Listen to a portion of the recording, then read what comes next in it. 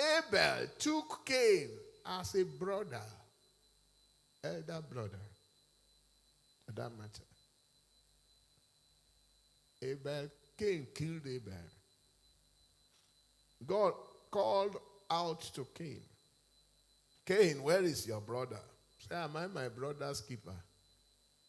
And God said to him in verse 14, it's not the, Genesis chapter 4, from verse 9 to 15.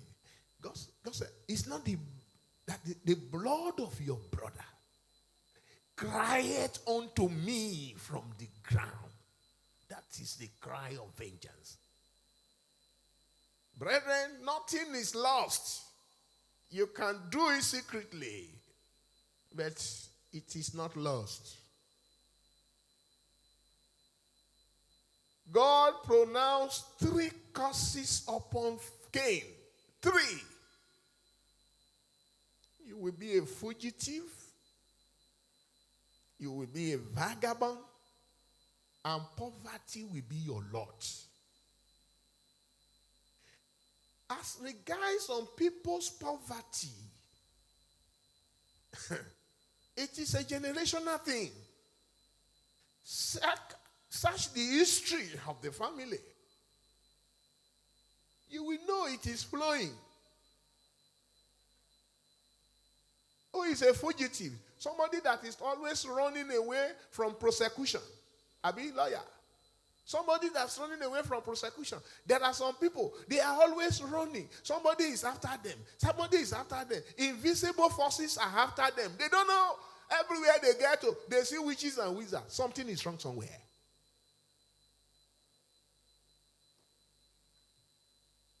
They stay in Ketu for a while, that thing has come. No. This place is not safe. This place is not safe. They go to Via, it's not safe. They are just moving. Some people are like that. They are just moving. You ask them the reason for moving, something is after their life. What is pursuing you?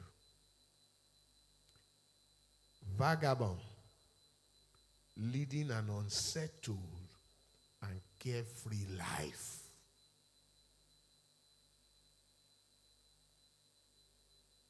There's a young man I know, very hardworking, full of ideas, potentials, but he's never made it. He came to me, he cried, he said, Daddy, please help me. I was praying, then the Lord said, tell him, now that your mother is still alive, because your father is dead, go and ask your mother some questions. When your mother answered these questions without crying, she has not told you the truth.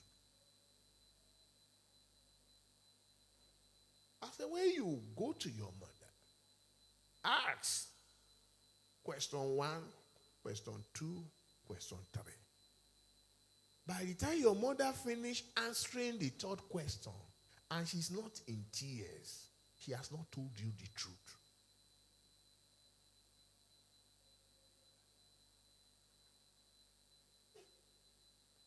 It took this young man almost 3 months to be able to approach the mother. The moment he approached the mother and said, Mommy, I want to ask you some questions.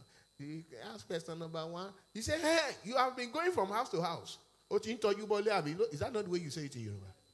You'll be going from house to house. You'll be asking some silly question. Get out. The mother never answered the question before she died.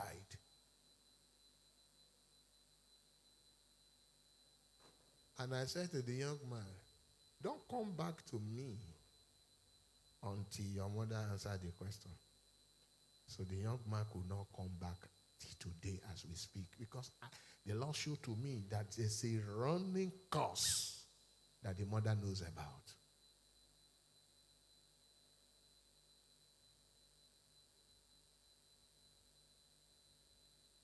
God will free you.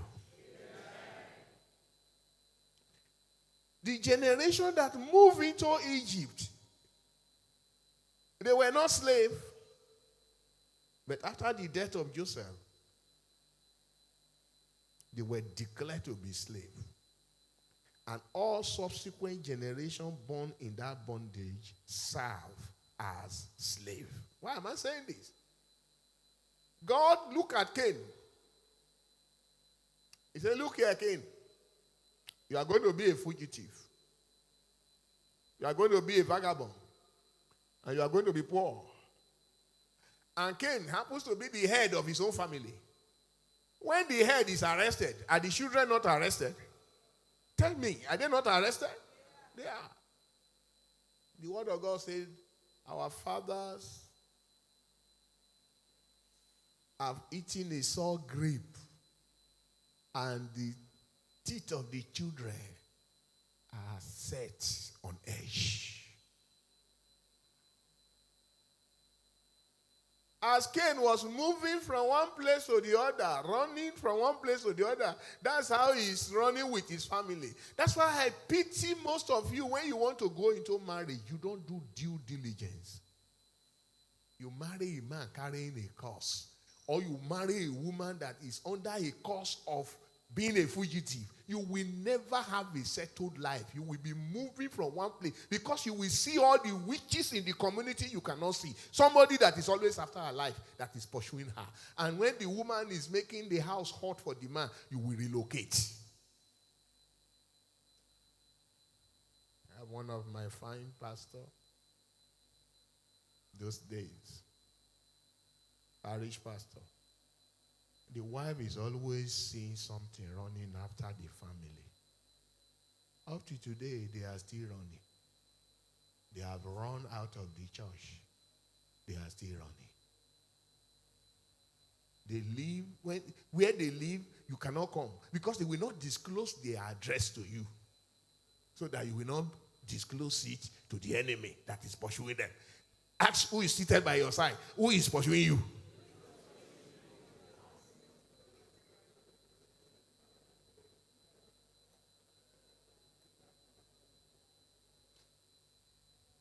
Lamentation chapter 5 verse 7 says, our fathers have sinned and are not, and we have borne their iniquities. Screen that. Are you not screening the Bible passages anymore? Lamentation chapter 5 verse 7. Let them see it. Our fathers have sinned, and they are dead. They are no more. And we have borne their what? Iniquities. Today, God will free us. Let's say better amen. The sin of shedding innocent blood is not a joking matter. More so, if that fellow cried bitterly in agony against you, vengeance lie at the door. This one is part of it too. When you are bought pregnancy, you have shared innocent blood. Don't forget, the Bible says the angels of those children, they stand before the Lord. When you are bought a pregnancy, the angel of that unborn child cry to the Lord, they have terminated me. You are in danger. You are in danger of being a fugitive. You are in danger of being a vagabond. You are in danger of poverty. Let's go on. An oath, that is covenant of allegiance to a deity. An oath or covenant of allegiance to a deity can bring a generational curse.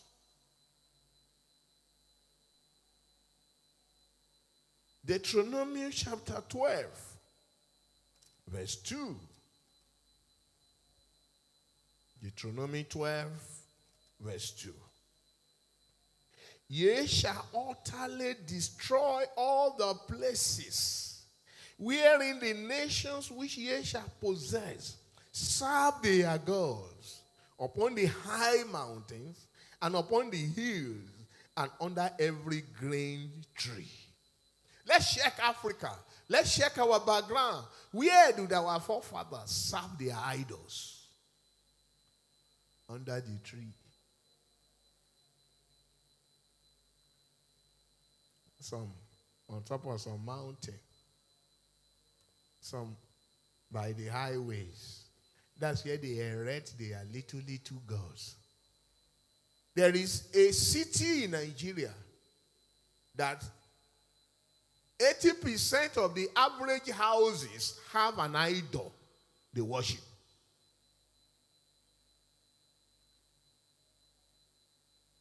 And every idol worshiper is in a covenant, spiritual bounding covenant of worship to that idol. This may be by way of dedicating male children for the worship of the idol.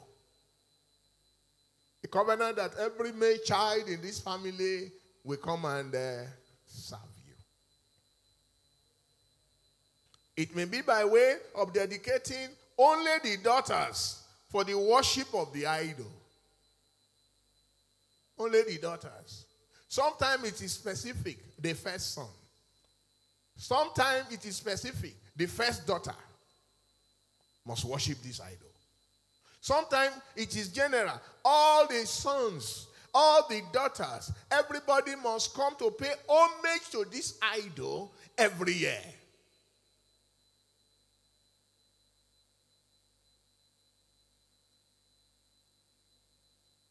And sometimes this dedication takes the form of a commitment that it is me and my family. Joshua said, I and my household, we will do all, we will serve the Lord. It's a covenant of service. That's a covenant. It's an oath of service. So, too, some of our fathers took an oath of allegiance to a deity.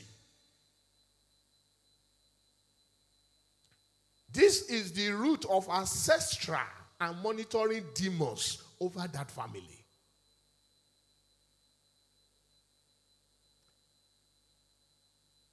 Here, a city involved with this kind of dedication can be ruined by the demon if they fail to worship. A family that is dedicated to the worship of that idol can be ruined if they fail to do that. This is where we have the gods of Osun.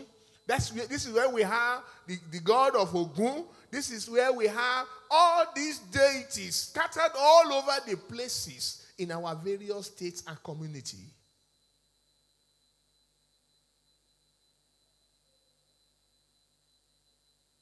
There is a festival annually in Warri Delta State around a community called Okere.